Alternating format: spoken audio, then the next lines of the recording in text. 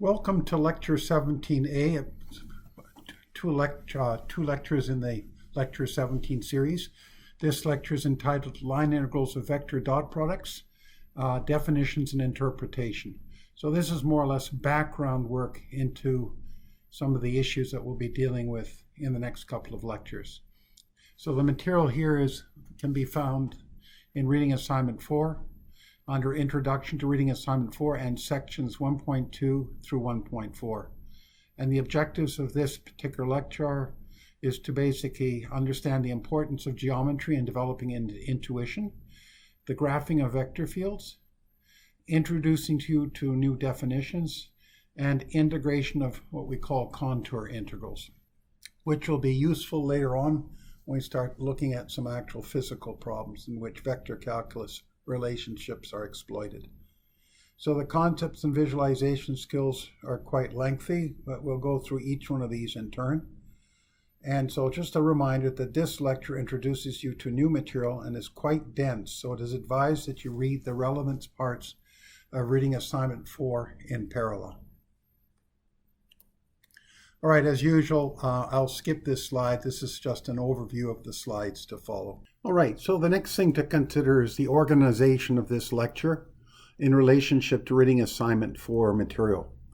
Now, in the expanded set of notes, we have a number of appendices, whereas in the short version of the notes, you basically only have the introduction to the theorem and Stokes' theorem document, which is Reading Assignment 4 short, and the solutions to Reading Assignment 4. The expanded version includes more details and also references to these appendices. All right, so let's look at geometry here in particular. And I'm looking at what I call the tangent normal vectors on open contours in 2D. We'll extend this basically to 3D as well.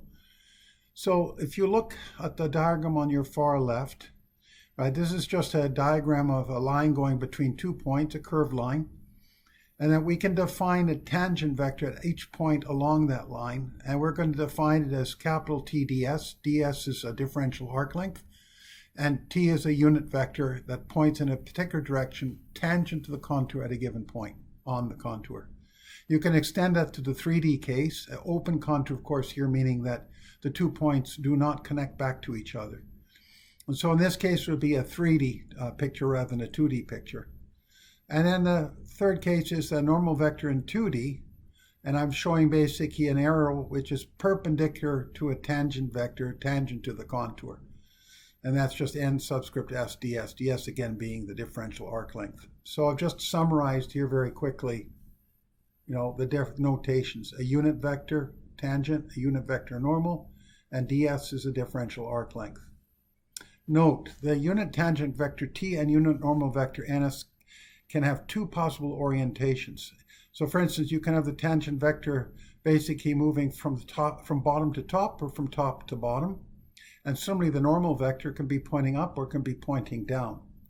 So that basically produces an ambiguity, but usually the problem will specify which orientation to consider, or the orientation is decided by convention.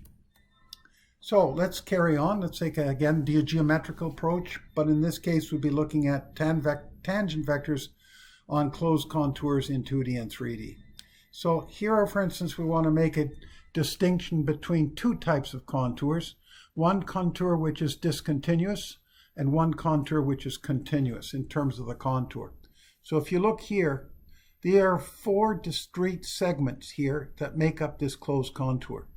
We cannot describe this basically by a single tangent vector. Why? Because this line is not continuously differentiable. So we would have to basically look at this as 4 separate problems. Here, on the other hand, is a smooth contour, and so this can be represented by one tangent vector, as shown here. If we look at, if we now consider, for instance, 3D, so that'd be 2D case. If you look at 3D, here is just an example. Again, this is a discontinuous case, and this would be a continuous case, where basically can represent a tangent vector for every point on this contour around this closed contour. And again, t is a unit vector tangent to the contour, and ds is a differential arc length. Again, just to make a note that the unit tangent vector t and normal vector ns can have two possible orientations. but usually the problem will specify which orientation to consider, or the orientation is decided by convention. That convention more or less is the right-handed convention. All right, so one little additional note here that a normal vector ns in 3D is not considered. You'll notice that I only basically considered, in this particular problem, only tangent vectors. The reason being that if you try and fit a normal vector to a line in 3D, there are an infinite number of choices to consider. That means that there's a lot of ambiguity, and so anytime math has ambiguity, we tend to sort of walk away from it, and so it's not very useful to consider. All right, so on the other hand, if we're looking at the normal vector in itself, not the tangent vector, then in 2D there are no issues. And so again, the issue of discontinuous versus continuous comes up. So you'll notice here, for instance, there's just 4 discrete segments. This contour is not continuously differentiable, so we're going to have 4 different sections to represent this closed contour. And this represents a continuous contour. In this case, you can represent this closed contour by a single normal vector. And as usual, the definitions for NS apply. If we move to 3 dimensions, though, we now basically are able to make some sense of a normal vector. But in this case, the normal vector is normal to a surface. So for closed surface. So for example, here, you'll notice I've got a closed surface representing 6 surfaces. It's just a rectangular box. So again, we're not able to define one single normal vector for this whole closed surface because the surface basically here has an edge, and so this is not continuously differentiable. On the other hand, if we take something like a sphere, which is smooth, then we can represent this by a single normal vector to represent each point on this closed surface. So this is the case when we're dealing with normal vectors for 2D over here and for 3D over here. And again, we have the definitions here, NS. Now the distinction now is made between a lowercase subscript s and uppercase subscript capital S. Little s will mean arc length, capital S will mean surface. So just make a note of that. Generally speaking, I'll try to stick to that convention. Again, we have the problem here that this could be pointing outwards or pointing inwards, because in both cases, the vector is going to be perpendicular to the contour at a given point. And so usually the problem either specifies orientation or it's decided by convention. Similarly here, for instance, the arrow can be pointing out from a surface or inwards from the surface. So same issue will apply here. Anyway, so that's more or less just a sort of a brief overview of some of the conventions and also basically how to look at this from a geometric standpoint. All right, so now let's do a little discussion on graphing vector fields. I'm choosing here a 2D vector field because it's easier to graph. It gets quite messy when you're trying to graph 3D vector fields, but by all means, you can certainly do it. It's just a little bit, you've got to keep track of where you put the vectors, vector arrows, and how long you make them. So there's a more detailed discussion of the graphing vectors in section 1.3 of reading assignment 4. So we're going to just take an example. Let's take the vector field f to be minus yx. And so how are we supposed to graph this? So the simplest thing to do is to create a little table. And so what I've shown here basically are 4 different positions corresponding to these blue bars that you see here. So minus 1, 0 would represent this position. 0, 1 would represent this position. 1, 0 this one, and 0, minus 1. So at this position, for instance, here, what we need to do is to plug in these values into this to describe what the vector looks like at that point. So if you put minus 1 into here, then the minus 1 will go here, and the 0 will go here. So that means we expect the arrow to be pointing downwards at this location, which is what we see here. Now you can do this for all the other remaining cases, and what you'll find is that the arrow points downwards here, to the right here, up here, and to the left here. Now, if you do this for different values of x and y, let's say you make this instead of minus 1, 2, so just put 2's in here, And as you move outwards, the magnitude of the vector gets larger. And so if you'll notice here, for instance, the arrow starting here is small, but if you move outwards, the arrows get longer and longer. So effectively, the length basically is changing as a function of position, and the direction is changing as a function of position. So this is a very simple way to take an arbitrary vector field and graph just or sketch it out in this fashion. The other thing would bring your attention is the definition of what we call a radial field. We'll make reference to this frequently. So here we're saying P is a real number and K is a constant. So in 2 dimensions, right, if you have a vector field that's X and Y, right, then R is a vector which has got an X and Y component. This is the magnitude of the vector R to some exponent P times some constant K. This can be basically written in unit vector form by taking this out, which is R, dividing by the magnitude of R. That means that you're left with R to the power P minus 1. Okay, so this is the unit vector, which gives direction. And this basically gives you indication what the magnitude as a function of position. For 3D, the expression looks identical, except that you now have a Z component, but more or less everything is still the same. All right. So you still need to understand how to take a magnitude. The magnitude in this case would be the square root of x squared plus y squared plus z squared. Okay, so next thing to do is to look at, well, can we basically look at various possible combinations of taking dot products between 2 different vectors, where one of the vectors is just that, a vector, and the other one is a differential vector.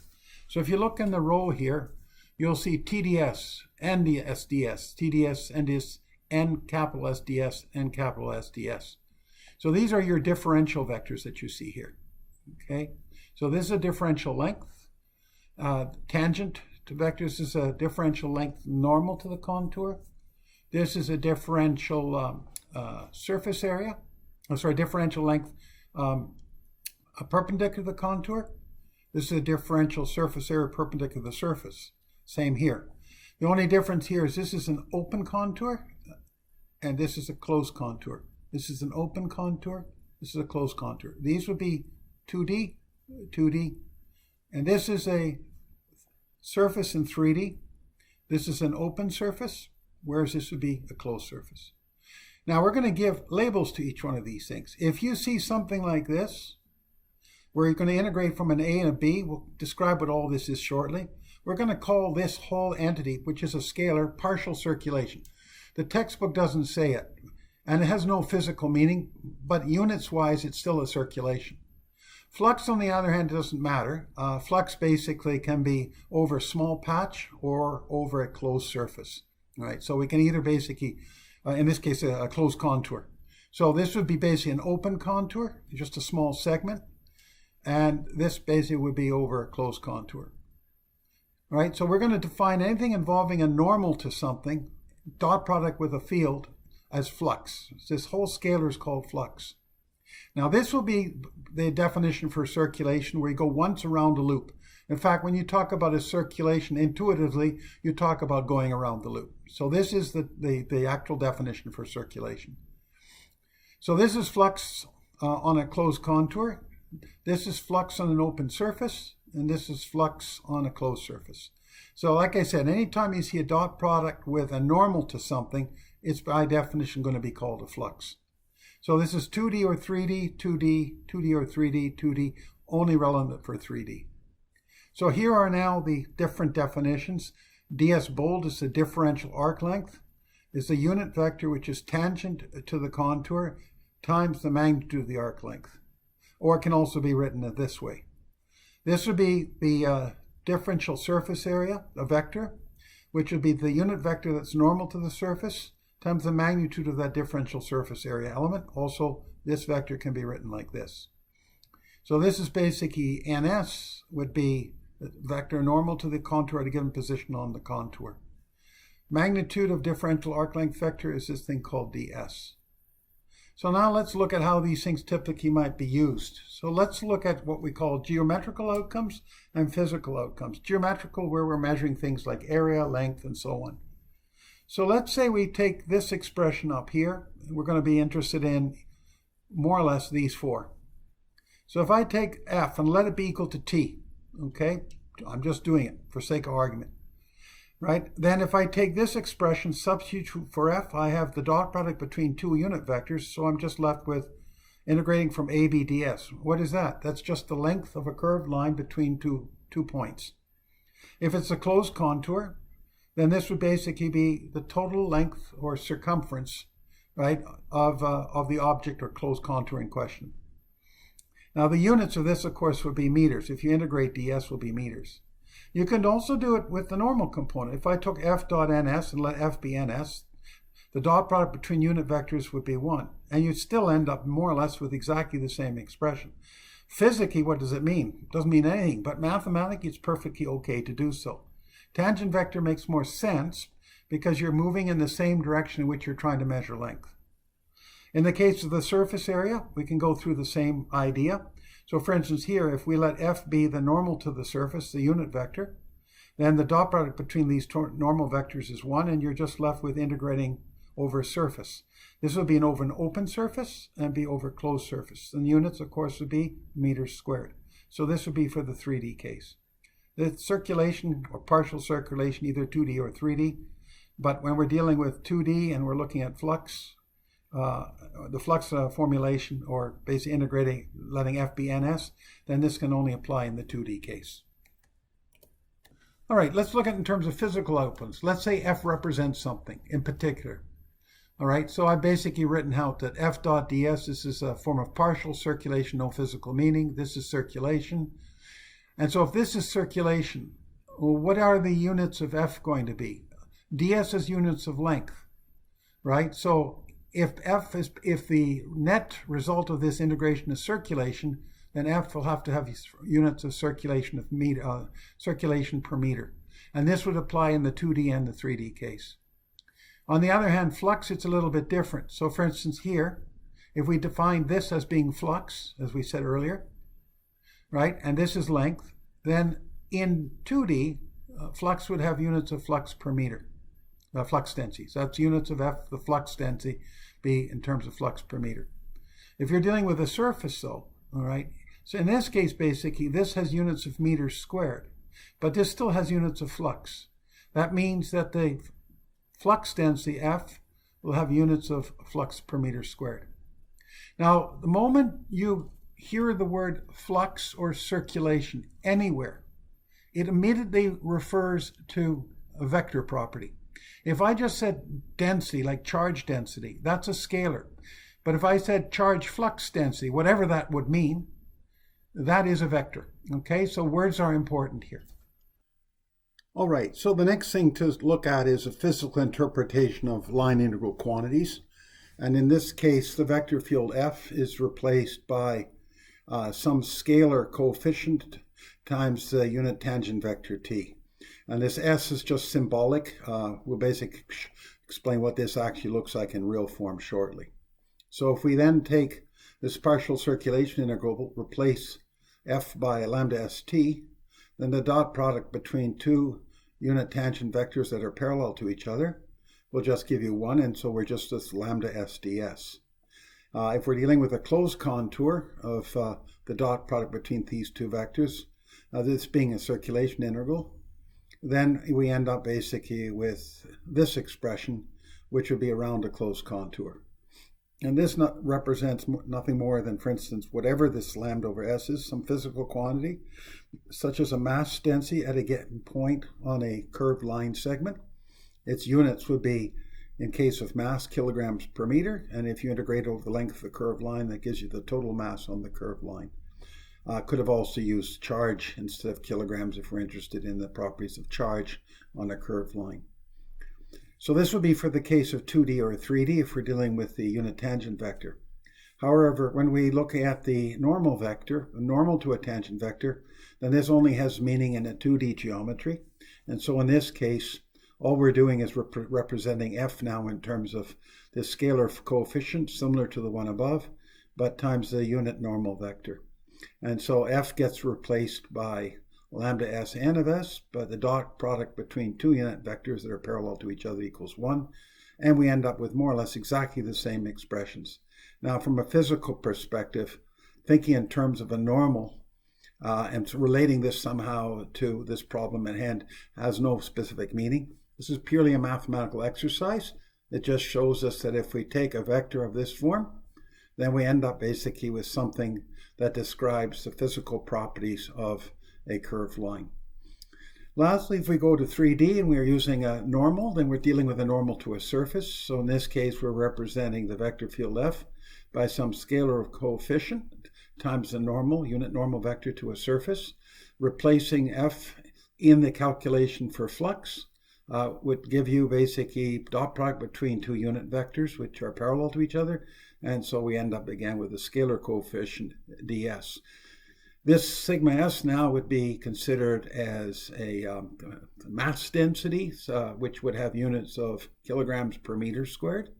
This, of course, would have units of meters squared, so this would be essentially computing the total mass over a curved surface. The only difference between this expression here and this expression is in this case we're doing an integration over a closed surface, whereas here it was over an open surface.